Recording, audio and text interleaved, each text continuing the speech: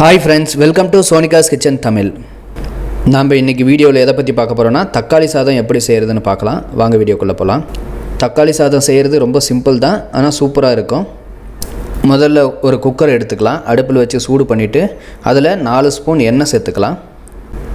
அடுப்பை மீடியம் ஃப்ளேமில் வச்சுட்டு பட்டை, லவங்கம், ஏலக்காய், பிரியாணி இலை, மராத்தி மொக்கு எல்லாத்தையும் சேர்த்து நல்லா வதக்கிக்கலாம். இப்போது இஞ்சி பூண்டு பேஸ்ட்டு ஒரு 3 ஸ்பூன் சேர்த்துக்கலாம். சேர்த்துட்டு பச்சை வாசனை போகிற வரைக்கும் நல்லா வதக்கிக்கலாம். இப்போது ஒரு வெங்காயத்தை நீல வாக்கில் நறுக்கி சேர்த்துக்கலாம்.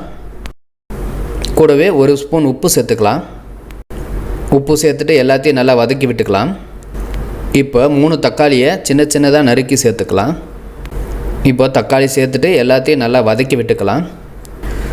2 பச்சை மிளகாயை உடைச்சி சேர்த்துக்கலாம். இப்போது 1 ஸ்பூன் மிளகாத்தூள் சேர்த்துக்கலாம். உங்களுக்கு காரம் அதிகமாக வேணும்னா அதிகமாக சேர்த்துக்கோங்க. கூடவே 1/4 ஸ்பூன் மஞ்சள் சேர்த்துக்கலாம். கூடவே கொஞ்சம் புதினாவை சேர்த்துக்கலாம். கொஞ்சம் கொத்தமல்லி இலைகளை சேர்த்துக்கலாம். எல்லாத்தையும் சேர்த்துட்டு நல்லா கலந்து விட்டுக்கலாம்.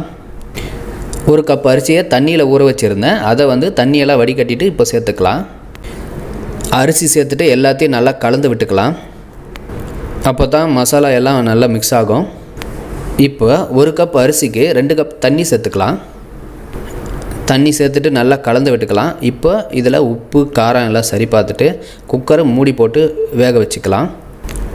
எல்லா விசிலும் வந்த பிறகு 10 நிமிஷம் அப்படியே விட்டுட்டு அப்புறம் குக்கரை ஓப்பன் பண்ணிக்கலாம். சுவையான தக்காளி சாதம் ரெடி ஆயிடுச்சு. இந்த தக்காளி சாதத்தை தயிர் பச்சடி கூட சாப்பிட்டா சூப்பராக இருக்கும். மறக்காமல் நீங்களும் உங்கள் வீட்டில் இந்த ரெசிபியை ட்ரை பண்ணி பாருங்கள். எப்படி வந்துச்சுன்னு கமெண்ட் பண்ணுங்கள். இந்த வீடியோ உங்களுக்கு பிடிச்சிருந்தால் மறக்காமல் லைக் பண்ணிக்கோங்க. எங்கள் சேனலை சப்ஸ்கிரைப் பண்ணிக்கோங்க. மீண்டும் அடுத்த வீடியோவில் சந்திக்கலாம். நன்றி, வணக்கம்.